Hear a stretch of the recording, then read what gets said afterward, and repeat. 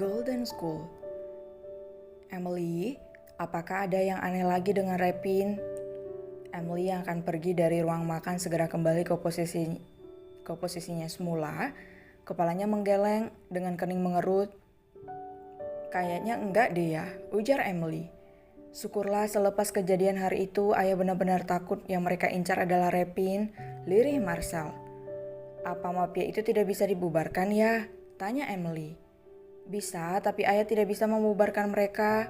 Ayah sudah menjatuhkan kepemimpinan pada Galang. Ayah tidak tahu apakah dia sudah memilih penggantinya atau belum. Kalau begitu, saat ini mafia Araster masih... Tidak, sekarang mafia Araster sedang dinonaktifkan.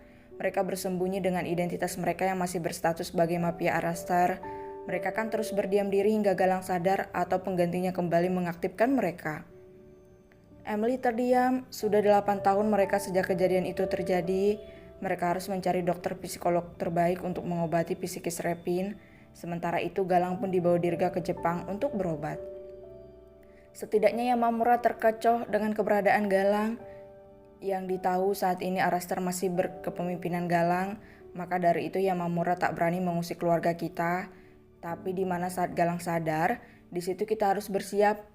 Berbeda apabila Galang sudah menjatuhkan kepemimpinannya pada seseorang. Emily bingung dengan dunia bawah, tak mengerti mengapa sesulit itu orang menyusahkan jalan hidup mereka, bukan berdamai dengan kehidupan jauh lebih menyenangkan.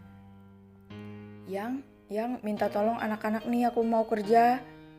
Emily menoleh pada Marcel dengan panik. Bentar ya, pasti Stella sama Sila pengen ikut.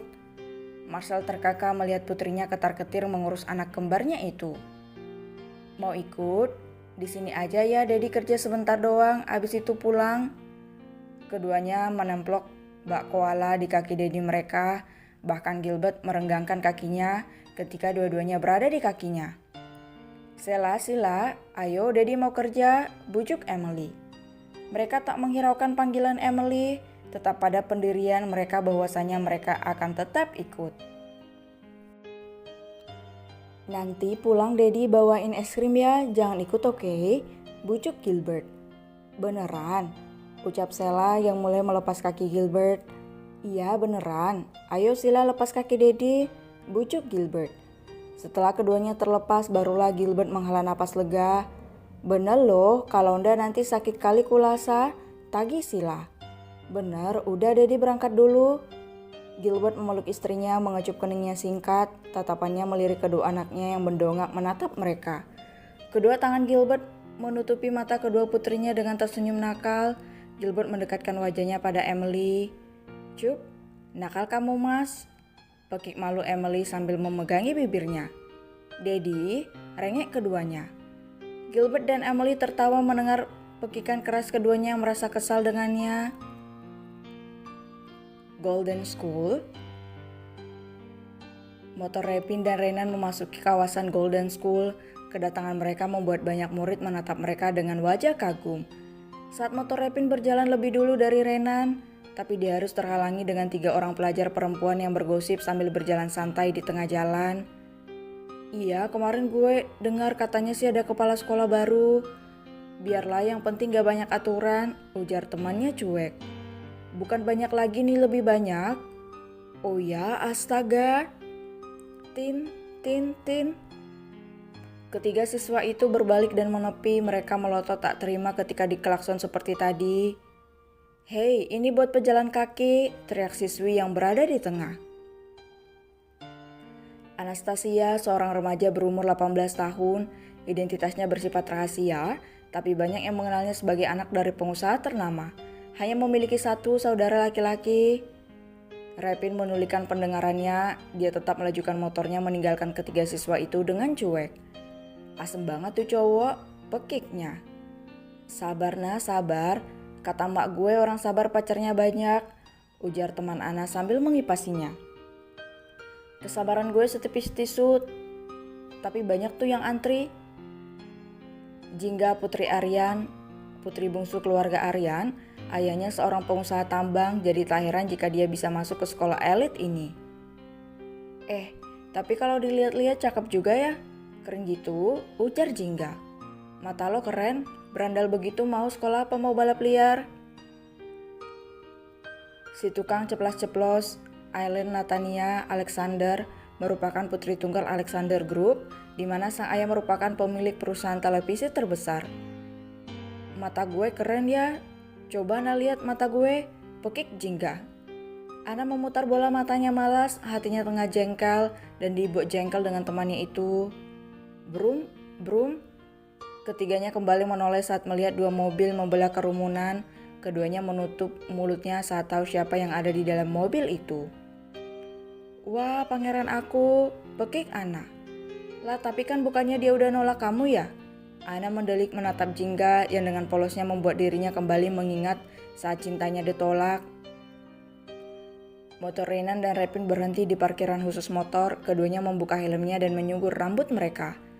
Langsung ke kelas, tanya Repin. Lo ke ruang capsek dulu buat data, apa perlu diantar?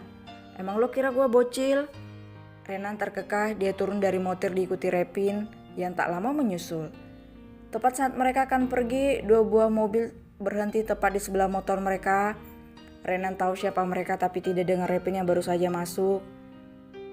Ini kan parkiran motor, apa mereka gak baca ada plang gede begini? Renan menepuk pundak Repin dan menariknya agar tak mencari masalah dengan si pemilik mobil. Gak bisa gitu dong, peraturan tetap peraturan.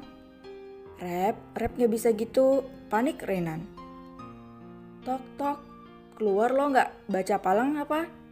Repin memundurkan langkahnya saat mobil itu akan terbuka, menunggu kehadiran sang pemilik mobil. 3 orang keluar dari pemilik mobil pertama, tiga-tiganya seorang pria menatap Repin dengan kacamata hitamnya. Pantesan gak kelihatan kacamatanya hitam. Lain kali pakai kacamata yang jernih, jangan hitam, jadi gak kelihatan kan lo? Renan hanya bisa menutup wajahnya. Kalau tahu begini dia lebih baik berangkat duluan saja tadi. Namun ketiganya tak berkata apapun, hanya dia menatap Repin dengan tatapan datar. Renan tidak ingin Repin terkena masalah dari awal sekolah, maka dari itu dia menarik kasar jaket Repin untuk memasuki sekolah. Siapa dia? Murid baru, berani bentak kita, ujar salah satu dari mereka setelah Repin dan Renan pergi. Biar, sahut yang lain dan berjalan lebih dulu. Tak lama keluarlah penumpang dari mobil yang lain. Terlihat 2 orang siswi menghampiri keduanya dengan tatapan bingung. Bilang apa mereka? Tanya salah satu dari 2 siswi itu. Gak penting. Sampai di ruang capsek, Repin mengomel kesal karena Renan menariknya pergi sebelum dirinya bisa menyingkirkan mobil itu dari parkiran motor. Please ya Rep, jangan cari masalah sama mereka. Kenapa emangnya? Bingung Repin. Renan membenarkan tas punggungnya, lidahnya membasahi bibir bawahnya sejenak. Mereka aneh, beo Repin. Renan mengangguk, semenjak ada mereka di sini banyak ditemukan mayat di sekolah. Repin melotot kaget, tiba-tiba dia bergedik ngeri membayangkan apa yang terjadi di sekolah. Mereka yang bunuh? Tanya Repin. Renan menggeleng, gak tahu sih pastinya tapi jejak pembunuhannya itu bersih, gak ada secuil pun jejaknya. Lo fitnah dong namanya, sewot Repin. Renan menggeleng, dia bukan fitnah, namun dia pernah sekali melihat dengan mata kepalanya sendiri. Salah satu dari mereka tampak mencurigakan. Gue pernah jadi saksi matanya, bisik Renan sambil menoleh ke kanan dan ke kiri. Anjay, serius gak jadi sekolah di sini gue, mau balik homeschooling aja. Takut Repin. Renan memukul kepala Repin dengan kencang. Gunanya kakek besar ngajarin ilmu bela diri sama senjata apa kalau gak digunain? Kesalnya. Repin menyengir, dia melihat Renan yang memakai sebuah alat di telinganya. Bentuknya seperti earphone, hanya saja fungsinya untuk menangkap suara senjata yang suaranya cenderung halus hingga nyaris tak terdengar. Tatapan Renan mengarah pada kalung yang Repin pakai. Dia menatap Repin seakan bertanya. Lo pakai kalung itu ke sekolah? Tanya Renan. Iya, kenapa? Bingung Repin. Enggak, takut diraja aja, sahut Renan. Repin mengangguk, dia memasukkan kalungnya ke dalam seragamnya. Ceklek, kenapa kalian berdiri saja? Kamu anak baru kan? Ayo masuk. tegur seorang guru. Repin mengangguk lalu masuk ke dalam ruang capsek, sedangkan Renan, dia berjalan menuju kelasnya.